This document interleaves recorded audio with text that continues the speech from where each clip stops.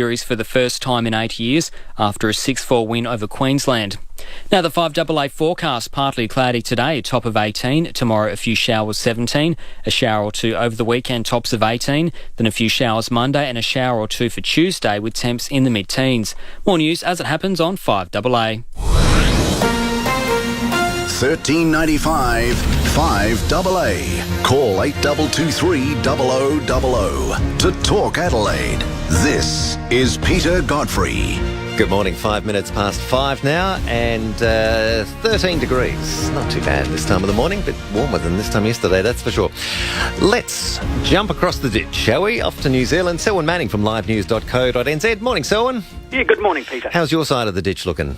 It's looking pretty good, actually. A bit of rain about the place, but not too much, considering it's midwinter. And, it looks like a fine day in the Auckland area anyway, is coming up. Just looking out the window at the moment, which is probably the best scientific kind of thing I can do for a meteorology report. But, a little bit of scattered cloud, but nothing substantial. Peter. Fantastic, sounds good. Now, you got your brother's here in Adelaide at the moment. Yeah, my older brother. He's staying up in the hills, that kind of German village. Harndorf. Yes. Harndorf. Yes. Oh, lovely spot to be staying. Yeah, so he's over there. He's been one of these who's taken advantage of the direct flight from Auckland to Adelaide. To Adelaide? Oh, well. He did that early Sunday morning, and returns this coming Sunday direct flight back too. So, be interesting to hear what he says. Absolutely, Peter. yeah. I hope he enjoys his time here. I'm sure he will. It's the first time he has been to Australia since 1975. Oh, okay. Be a few changes since then. One or two. He's not known for being the great adventurer in the family. And, so this is a big deal. So it'll be good. Yeah. Oh, well, I hope he enjoys it. Would he be listening this morning? Would he have? Well, I told him that there's a possibility he may be mentioned even by name, Alan Manning. So Alan, good morning. I hope you're enjoying your stay here. At least not as cold a morning as he's probably had up in the hills. Looking sort of 12 or 13 degrees by the look of it up in the hills at the moment. So I think yesterday we were at 5 degrees this time yesterday in the city. So it was probably even cooler yesterday morning. So there you go. He was going for a cruise, I think, yesterday down the Murray River. Oh, that would have been lovely. Yeah. Beautiful. Fantastic. Regardless haven't of heard the weather. from him since. Hopefully he made it back all right. I'm sure he did. Yeah. Oh, fantastic. Well, I hope he enjoys his stay. I'm sure he will. Let's get on. Well, some interesting things in your political world over there. Your leader of your Labor Party, your opposition party, David Cunliffe, a possible challenge to his leadership looming? Tell us why. Yeah, possible challenge, though, no one as yet has put their hand up or probably would want to put their hand up, considering the polls overnight, Peter, for the Labor Party have absolutely collapsed. They're down to 23.2%. That's a drop on the Fairfax Ipsos poll of 6.3% since it polled a little bit over a month ago. Okay. So that's 23% for Labor. The Nationals here, which were in government, of course, they have surged up an extra 8.9%, and they're now on 56.5%. So that's a huge, huge kick in the guts for the Labor Party, and certainly for its leader, David Cunliffe. A lot of the backstory to this, Peter, has been basically this disconnection that has been occurring despite policies that seem to be solution-based policies that are being put forward by the Labor Party, particularly in the economics area. Ever since the Nationals read their budget back in May, they have absolutely reclaimed any lost ground in the polls anyway. So it's obviously been a frustrating time. On top of this, Labor has been working hard to peel back the credibility stakes of the Nationals. Now, it appears that while it has an immediate effect on some polls, overall, people are just not convinced that National needs to be caned for this, that Labor should be the beneficiary of any corruption or sleaze type of that innuendo that has been labelled at John Key's party. What I'm talking about here is pressure has been mounting, for example, on Labor leader David Cunliffe, like you mentioned in the intro there, to stand down with less than 100 days before the election. That's on September 20th here in New Zealand. Now, the reason for this is he had denied ever meeting or dealing with a controversial Chinese businessman, a man called Dong Hua Liu.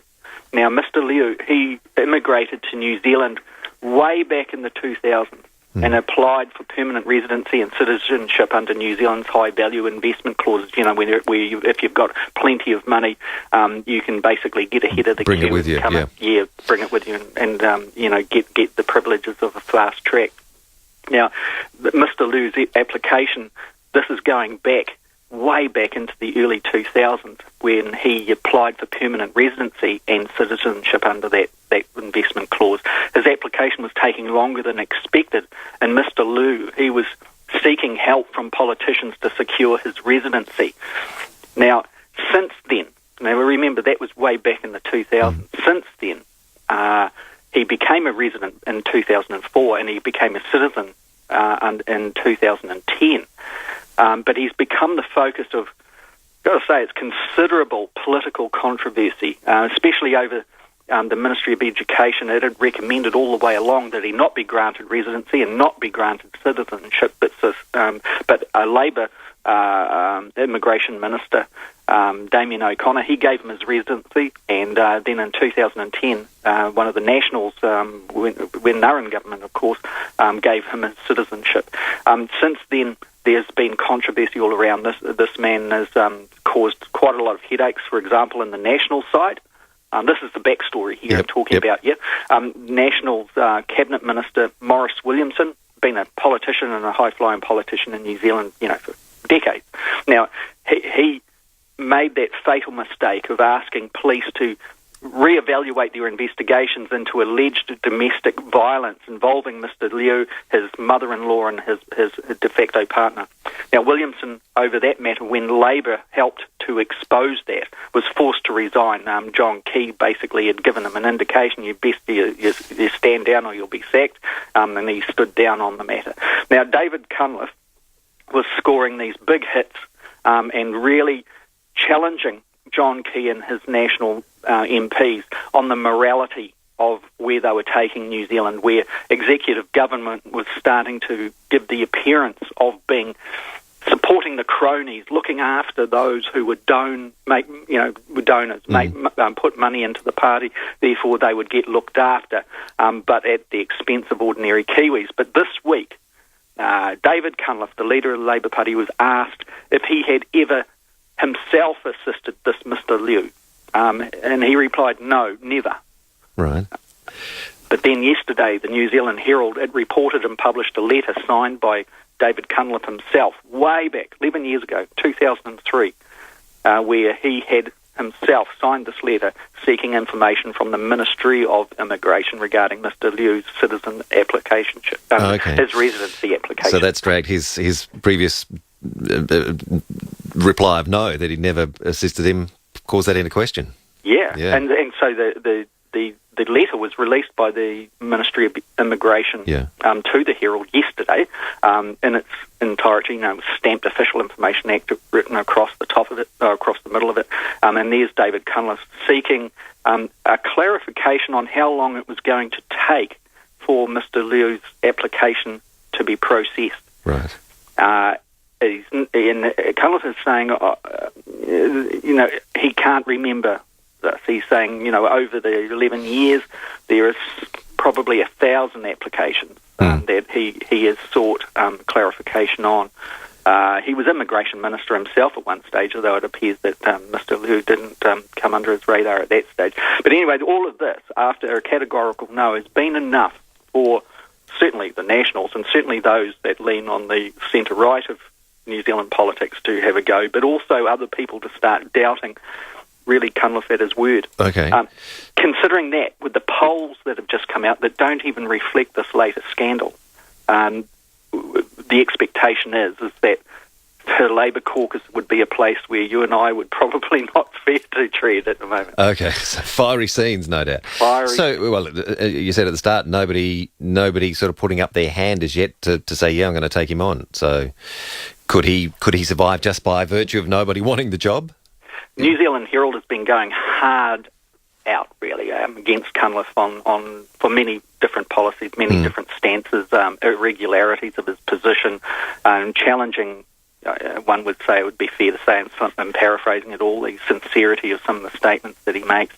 The Nationals have been going with a strong line, trying to seed doubt amongst the New Zealand public by referring to him as tricky. Which in some quarters people are scratching their heads and saying, hey, come on, you're the people who, your own Prime Minister was not forthright relating to the appointment of the new head of the GCSB, the spy agency, which was an old schoolmate of his, a guy called Ian Fletcher, which the Prime Minister initially says, I hardly knew him. That's right. Then he says, I don't believe I've met him in quite a while. Then it came to pass that he'd been having meetings and dinners with him right up to the point when he was appointed. So it's all of this, but National, I suppose, has taken on that old thing from sport, the best defence is attack.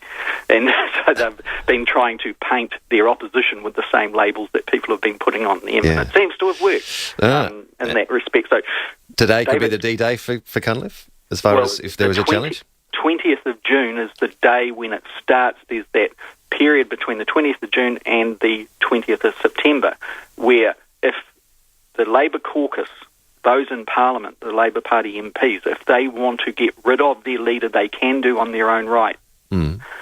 If it's outside that period, they have to go to the party and the unions and themselves and go through a primary, which takes about a month. So, but who would want to put up their hand considering it's this close? So you know what it's like. If a party changes its leader close to an election, certainly in an election year, they're just about dog-tucking at the poll. Yeah. So today could be an interesting day, more than likely. Today. Interesting day. An interesting contrast to the Labor leader, to your Prime Minister, John Key, not having such a bad time overseas, in the United States. Yes, now, John Key, yes, meanwhile. Meanwhile. He's known over in these parts as our Prime Minister as the smiling assassin. Okay. Nice title. Yes, Prime Minister John Key, he is in the United States and he's turning up the charm offensive. He's accompanied with a posse of press gallery reporters, and John Key, he's on this whistle-stop goodwill tour. He's even visited his old foe, Helen Clark. Remember, she used to be our Prime Minister with the Labour Party. She's with the UN, isn't she? Yes, UNDP head at the United Nations in New York now. He visited Helen, nice smiley faces between the two of them, even shook hands, and all of that kind of thing. He paid a visit to Bill Clinton, He also paid respects, of course, as he would if he was in New York, to the World Trade Center, the site, and the new memorial, etc. Lots of photographs coming back to New Zealand on that. Ultimately, he is meeting at the White House with US President Barack Obama. Now, all of this is just... It's almost chalk and cheese compared to what the Labour Party is suffering, and certainly what David Cunliffe is suffering there. People say, Peter, I guess, that old saying that's been around, a week is a long time in politics. Now, if you were John Key, this week will be skipping along as fast as our Christmas Day. He'll be loving it. Yes. Oh, you there, Selwyn? I think Selwyn's line's dropped out. He's done that again. Sorry. Oh, never mind. Sorry, Selwyn. Anyway, I'll try and get Selwyn back in a moment. Selwyn Manning from livenews.co.nz in New Zealand. Interesting times in politics over in New Zealand. 18 minutes past 5. Time for another top deal from Nordic Honda, top of Glen Osmond Road. Want a top moment in life? Well, how's this? For this month only, you can receive an amazing deal from Nordic Honda on any new Honda vehicle, plus a free $500 fuel card included. Top that, $500 fuel card free. Ask the Nordic Honda team about 5-year extended warranties on all new Hondas and drive away today. Another top deal from the top of Glen Osmond Road. Nordic Honda. Nordic Honda. They're tops. Some pubs brag about their beer gardens, their schnitties or comfy chairs. Well, if the Exeter Hotel at Semaphore started going on about all the stuff that makes it special, we'd be here all day, and I'd rather be there all day. Because it has the Exeter factor. It's this feeling of extreme welcomeness. There's extreme value too, with their 25% off lunch menu Monday to Friday. So try the Exeter Hotel at Semaphore, Port Adelaide end of Semaphore Road. When I read out loud, the other kids laugh. His confidence is gone. They tease me at lunchtime. He feels isolated. Why is school so hard? For some kids, school is a real challenge. In Australia today, 1 in 10 children are financially disadvantaged. They lack the basics they need to keep up at school. Without help, they'll fall through the cracks. Please donate now to the Smith family. Call 1800 024 069 or visit thesmithfamily.com.au. This right here, this is a good thing. And this. And this. Classic this. This is the this you want. This is enhanced stats. This is full match replays. This is live games. We've got the best this in the world.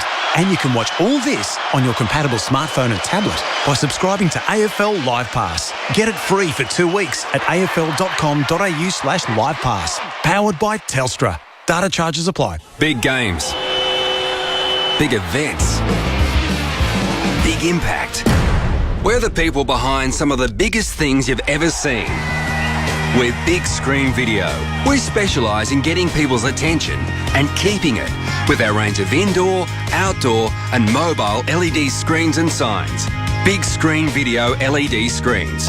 For a big impact, visit bigscreenvideo.com.au because size does matter.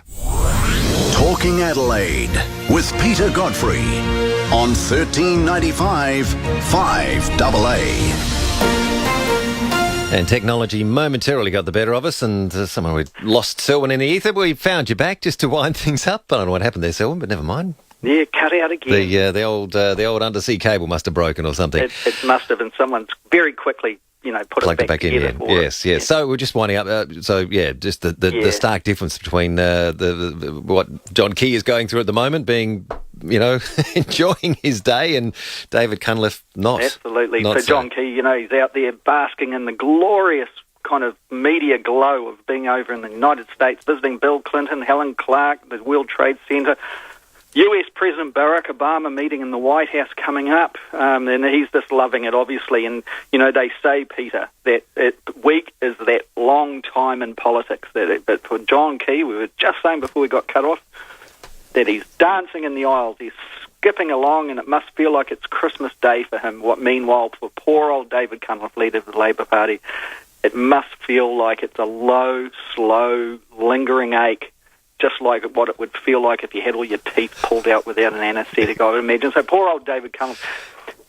Those looking at these things, Peter, would say to themselves, okay, it would be reasonable to suggest that it looks like Labour is heading toward a big defeat if things continue to go in the way they are. If you're going to summarise it all up, Peter, I'd say that it may be that you guys have got your Tony Abbott, and we may be destined to continue with his soulmate John Key ruling these shores for another 3 years. Yeah, mate. well, so what, you got 100 days, 100 days to your election, so... Yeah, just short. Somebody might, whether they can pull a rabbit out of the hat or not. Probably not, by the sound of things. It should be interesting in the telling, perhaps. Yeah, anyway. indeed. Yeah, absolutely. All right, Selwyn, many thanks for joining us as always. Have a great week, and we'll talk to you again next week. All the best, Selwyn. Selwyn Manning. Oh, Selwyn Manning from livenews.co.nz. At least we got him back there. 22 minutes past 5 now. Anyone there? Oh, sorry. I didn't mean to bother you. I lost my job a while back. And I don't have anywhere to go. Or anyone to talk to. It's easy to miss the voices of Australians in need, but it's not too late to help. Call 13-SALVOS and make a tax-deductible donation to the Red Shield appeal today. Now, more than ever. Thank God for the Salvos. When it comes to functions, the Royal Hotel is a right royal classic. It's all about facilities, service and location, which makes the Royal Hotel the perfect choice. Located close to the city on North Terrace, Kent Town. The Royal Hotel has a choice of 2 function rooms. The terrace room is spacious and located upstairs with views of the parklands and city, while the Rundle room is downstairs for more intimate events. For a right royal function, visit the Royal Hotel, North Terrace, Kent Town. Gasworks works better for you. When your hot water blows, don't blow the budget. Get into Gasworks for a Rinnai continuous flow gas hot water system